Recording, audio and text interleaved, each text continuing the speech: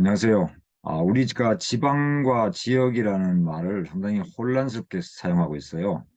화면에 이제 보시듯이 뭐 지방사람이라는 말을 우리가 쓰고 있고요. 그 외에도 지방지, 중앙지에 대립되는 말로서 뭐 지방대학, 뭐 요즘 논란이 많이 되고 있죠. 그다음에 지방방송. 어떤 경우에는 지방충이라는 말까지 이미 폄하하는 말인데 뭐 잘 써서는 안 되는 말인데 이런 말이 간혹 들립니다. 자, 이런 경우에는 보통 중앙과 대립되는 개념으로 지방이란 말을 쓰잖아요. 서울과 수도권이 아닌지요. 그런데 지방자치관련법을 보면은 서울특별시도 지방자치단체 하나예요. 이러면은 수도권도 포함하는 개념으로 쓴단 말이에요. 서울중앙지방법원도 서울에 있는 서울법원인데 지방법원이라는 말을 써요. 이런 문제들이 어, 그냥 넘어가기에는 안 되겠다 싶어서 이 영상을 마련한 겁니다. 아, 그리고 지역구와 전국구라는 말은 선거법과 관련된 말이어서 조금 결이 덜하긴 한데 뭐 잠깐만 이제 말씀드리면 예전에 오공학법에서는 지역구 대표, 전국구 대표 이렇게 말했거든요. 오히려 그 법이 문제가 많죠. 민주주의적인 원칙에 따르면. 지금 바뀐 것이 나은 선거법이긴 한데 용어는 또 역설적이게도 당시 용어가 더 용어가 더 정확합니다. 지역구, 지역으로 나누어서 선거구로 나눈 것, 지역구. 지역으로 선거구로 나누지 않고 전국을 하나의 선거구인 경우 전국구. 맞는 개념이에요. 이렇게 대장으로 놓는 것이. 그런데 지금은 지역구하고 지역구 의원, 선거법조차도 그렇게 되어 있습니다. 지역구 의원하고 비례대표 의원이라고 쓰고 있어요. 이거는 분류의 개념이 완전히 다른 것을 같이 이제 대상으로 묶어 버렸는데 비례대표에 반대되는 개념은 뭡니까? 다수대표죠. 다수대표. 지역구에 반대되는 말은 전국구가 맞고요. 그러니까 지역구하고 전국구라고 쓰든지 다수대표하고 비례대표라고 쓰든지 이래야 되는데 지역구하고 비례대표를 이렇게 반대되는 개념으로 묶어놓고 있어서 이 선거법도 좀 고쳐야 됩니다. 자, 그 다음에 지방방송이란 말 많이 쓰죠. 지방대학, 지방자치 실제로 많이 쓰는 말입니다. 그리고 요즘 코로나 문제와 관련해가지고 이 팬데믹 기간에 지역사회란 말이 상당히 많이 회자됐죠. 자, 요 말은 이제 조금 더 뒤에서 설명드리고요. 또 전국체전, 체육대회, 그 다음에 지역체전 이런 말 씁니다. 전국대회, 지역대회라는 말도 씁니다. 근데 이 지역대회를 간혹 어떤 행사를 보면은 지방대회라는 말을 써요. 그러면 이 지방은 대부분 수도권에 반대되는 말이지 전국에 반대되는 말이 아니거든요. 미리 말씀드리면 전국에 반대되는 말은 뭐예요? 지역이죠. 선거법에서도 말씀드렸다시피. 그럼 지역대회란 말이 정확한 표현이죠. 이것이 맞고 이것은 올바르지 않은 표현입니다. 지역 예산이라는 말을 많이 쓰죠. 지방 예산이라는 말은 잘 안 써요. 그죠? 이건 또 잘 안 씁니다. 근데 지방대회라는 말을 제가 간혹 대회 포스터에서 봐가지고 이 말씀을 드리는 겁니다. 다음. 또 용어 사용 현황을 이제 표준국어 대사전을 활용해서 보겠습니다. 지방대학은 어떻게 되어 있을까요? 우리 표준국어 대사전에는 주로 해당 지역에 필요한 인재를 키우기 위하여 지방에 설립하여 운영하는 대학. 자, 해당 지역에 필요한 인재. 그러면 그 지역에 설립해야죠. 그러면 이 지역이란 말 쓰지 지방이란 말을 쓰지 말고 지역이라고 표현해야지 맞습니다. 해당 지역에 필요한 인재를 키우기 위하여 수도권이 아닌 지방에다 설립한다. 그러면 어, 수도권에는 그런 게 없고 수도권에는 뭐 수도권에 필요한 인재를 전혀 키우지 않고 전국적인 인재만 키우는 거예요. 그것도 아니잖아요.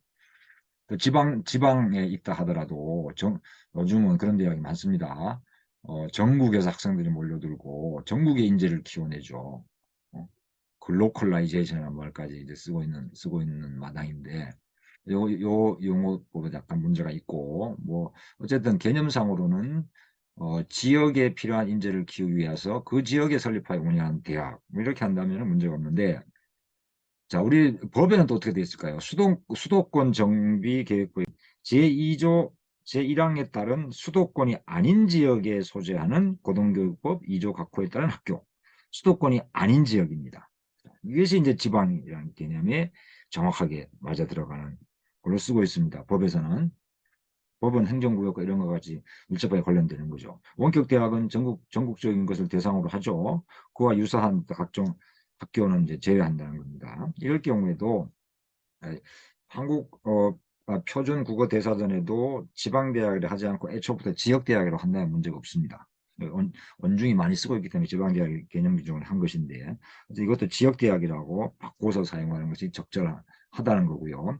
자, 지역사회란 말 요즘 많이 쓰죠. 한 지역의 일정한 범위 안에서 지연에 따라 자연스럽게 이루어지는 생활 공동체, 뭐 지역 공동체와 유사한 말이죠. 그래서 코로나19가 이제 퍼지는 게 지역사회 곳곳에 이렇게 퍼져 들어간다. 뭐 이런 의미로 이제 쓰고 있잖아요. 이건 적절한 표현입니다. 이제 공무원 분류를 한번 볼까요? 국가공무원은 국가에 고용되어 공적인 업무에 종사하는 사람입니다. 이때 국가는 지방자치단체가 아닌 국가기관을 지칭하는 거죠. 그다음 지방공무원은 지방자치단체에 소속되어 봉급을 받으면서 지방자치단체의 사무를 보는 사람. 공적인 말은 없지만 지방자치단체 사무가 사사로울 사자가 아니고 일사자죠. 공무예요. 공무. 공적인 업무입니다. 자, 그래서 지방자치단체에 소속되어 있는 사람은 지방공무원. 국가기관, 전국을 대상으로 하는 국가기관에 소속되어 있으면 국가공무원 이렇게 불러요. 그러니까 이때 국가는 전국과 유사한 개념이 되는 거죠. 그러면 서울특별시 공무원이면 서울특별시에 소속되어 일하는 사람은 지방공무원입니다. 이런 경우에는 어, 지방이란 지방이라는 개념을 지역이라는 개념하고 같은 의미로 쓰고 있다는 거예요. 이것도 아예 지역이라는 개념을 써버리면 될 것을 왜 지방이라는 개념을 써가지고 혼란을 조성하는지 그게 저는 좀 문제가 있다고 봅니다. 또 다른 용례를 볼까요? 중앙지와 지방지라는 말이 있어요.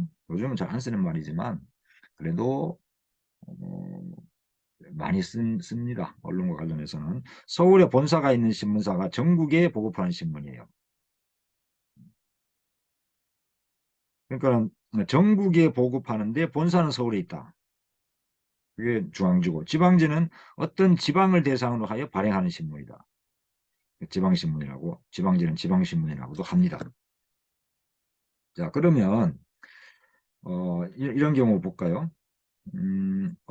어떤 지역에서 발행하는데 전국에 보급하는 신문. 그러니까 지역에서 발행하니까 본사도 지역에 있겠죠. 유럽에는 그런 신문사가 많습니다. 연방제국가만이 아니라 단방제국가인 경우에도 지역에 있는 신문사가 전국에 보급해요. 그런 신문 꽤 있습니다. 우리는 그런 신문이 없어서 이제 이 말에 정리가 안 된 것인데 이거 언젠가 또 정리해야 됩니다. 계속 사회가 변화하고 지역도 발전하고 이러니까요. 지역균형발전위원회 같은 것도 이제 제대로 이제 돌아간다는 말이죠. 자, 그 지방제는 그 해당 지역만 대상으로 해서 발행하는 그 지방의 신문이다. 뭐 이런 얘기겠죠. 그럼 수도권에서 발행하는 신문은 수도권에서 발행하고 수도권에만 수도권 보고만을 대상으로 하는 신문은 있어요. 뭐, 어, 뭐죠, 관악구라든가, 뭐, 이렇게 종로구라든가, 뭐, 구 단위로 하는 작은 신문들이 있습니다. 이런 경우에는 지역신문이라고 좀 말을 많이 합니다. 그걸 지방신문, 지방지라고 하진 않아요. 지역신문. 어떤 지역에서 발행하는 신문으로서 그 지역의 새 소식과 화제를 위주로 보도하고 해설하는 신문. 그러니까 중앙지와 지방지라는 지방신문, 지방지라는 개념하고 지역신문이라는 개념이 이게 혼동스럽다는 얘기죠. 그러니까 아예 그냥 전국과 지역으로 단어를 정리해서 써버리면 아무 문제가 없습니다. 자, 여기까지는 그래도 이것이 뭐 폄하하거나 뭐 이런 정도의 의미가 들어가진 않았어요. 근데 지방 방송이라 한번 볼까요? 주변에서 시끄럽게 떠드는 소리를 속되게 이르는 말로서 지역 방송을 얘기하는 게 아니에요. 지역 방송이라는 단어 자체가 없고 사전에 없습니다. 그러니까 지방 방송은 이제 속되게 이르는 말, 속어인데 지방을 표미하는 그런 얘기잖아요. 지방을 대상으로 하는 방송이 아니고 지방 방송국이라는 말이 있습니다. 방송 프로그램의 대부분을 중앙방송국에서 받아서 방송하고 지역사회에 관한 프로그램만을 해당 방송국에서 제작해서 방송하는 각 지방의 방송국 이렇게 돼 있어요. 국자만 다르지. 앞에 지방방송하고 똑같잖아요. 앞에 있는 말은. 그러니까 이게 편의되는 말로 사용되기 때문에 이제 이런 문제가 생기는 거예요. 지방자치, 지역자치 문제와 관련해서도. 제가 이제 이렇게 일부러 그걸 말씀을 드리는 이유도 바로 그런 현상 때문에 그렇습니다. 자, 우리 표준국어 대사전에 지역과 지방이 어떻게 정의되어 있는지 한번 볼까요? 지방이란 말이 첫 번째 뜻은 어느 방면의 땅입니다. 자, 이것은 행정구역상의 개념이 아니죠. 낯선 지방으로 예한다, 북부지방으로 간다, 남부지방으로 간다, 뭐 이런 식의 개념이잖아요. 근데 우리 행정구역과 관련해서 볼 때는 두 번째나 세 번째 개념이에요. 어, 두 번째 개념, 서울 이외의 지역입니다. 세 번째 개념도 중앙의 지도를 받아서 아래 단위의 기구나 조직을 중앙에 상대하여 이루는 말로 돼 있어요. 그러니까 이제 유사한 얘기죠. 서울 이외의 지역, 서울이라는 중앙 이외의 지역이에요. 그래서 중앙과 반대되는 개념으로 사용하고 있다는 것이 명확하죠. 반면에 지역은요, 일정하게 구획된 어느 범위의 토지입니다. 어, 아시아라든가 국가를 넘어가는 차원에서 얘기하는 구획된 지역은 한반도 지역이라는 말로 쓸 수 있겠죠. 두 번째, 전체 사회를 어떤 특징으로 나눈 일정한 공간 지역입니다. 도시 지역, 뭐 농촌 지역 이런 식으로. 이럴 때 행정구역으로 보면은 이 구획이라는 말이 중요한 거죠. 그래서 나누었다 이런 말, 지역이라는 말은. 그러니까 전국은 나누지 않은 거잖아요. 전국 전체잖아요. 이거를 전국에 반대되는 말은 그래서 나눴으니까 지역이 됩니다. 영어로도 이 로컬이라는 말이 지방이라고 해석하는 문제가 있습니다. 중앙에 반대되는 개념으로서. 지역으로 해석해야 됩니다. 로컬 말 자체가 지역이라는 개념에 가까워요. 자, 이런 문제들이 있어서 저는 지역이라는 개념을 쓰자라고 이제 누차 이제 강조를 합니다. 제가 그래서 이런 문제를 가지고 또 쓴 논문도 있는데 민주주의와 관련해서 지방 분권을 이제 다룬 논문인데 우리 논문에는 지방이라는 말을 썼지만 논문 내용 중에는 이 지방이라는 말을 쓰지 말고 지역이라는 말로 바꿔야 된다라는 것을 명시했어요. 지방 분권이라는 말을 우리나라에서 쓰고 있기 때문에 그 말을 쓸 수밖에 없었던 거고요. 지방이라는 개념은 앞에서 말씀드렸다시피 중앙 때로는 수도에 대한 대당 개념입니다. 그래서 적절하지 않아요. 지역 자치와 관련해서 특히 전국을 어떤 특징에 따라서 나눈 일정한 공간을 의미하는 것은 지역이라는 말이죠. 그래서 지역이라는 말은 단방제 국가에서의 지방과 연방제 국가에서의 주를 다 아우르고 수도까지도 포괄할 수 있는 개념이에요. 그래서 중앙지방보다는 전국 지역을 사용하는 것이 바람직하다는 거죠.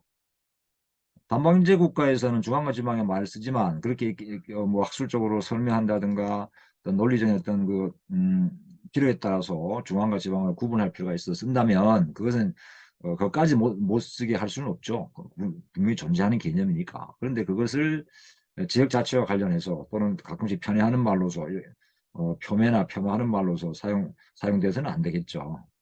그래서 법도 그렇게 이제 올바른 용어로 이제 정리를 해야 되겠고, 특히 이제 지역 자치, 뭐 자치 분권 이런 거 관련해 갖고 지방 분권이라는 말을 쓰면은 이미 그러한 좀, 부정적인 의미가 들어가 있습니다. 그 지역 분권이라고 하면 간단한 문제를 중앙과 반대되는 의미로 그런 의미를 심어주잖아요. 지방 분권 하게 되면. 응? 지방정부니, 지방분권이, 뭐 이런 말을 굳이 써야 할 필요가 뭐가 있냐는 거죠. 그 지역분권, 이렇게 하면 된다는 거예요. 연방제의 이 방자는 나라 방자라는 개념이 확실한데, 사실 이 지방할 때 이 방자도, 방향 이 방자도 나라나 국가를 의미하기도 합니다. 그렇지만 이게 지자와 연결돼 가지고 지방이라는 개념을 사용하게 돼버리면 한국과 내에서 수도권에 대응하는 수도권이 아닌 지역을 지칭하는 것으로 사용이 되죠. 그런 문제가 있다는 겁니다. 그래서 이제 조금씩 말씀을 드렸지만 이 자치 분권과 관련해서 여기서는 이제 지역 분권이라고 써야 한다 이겁니다.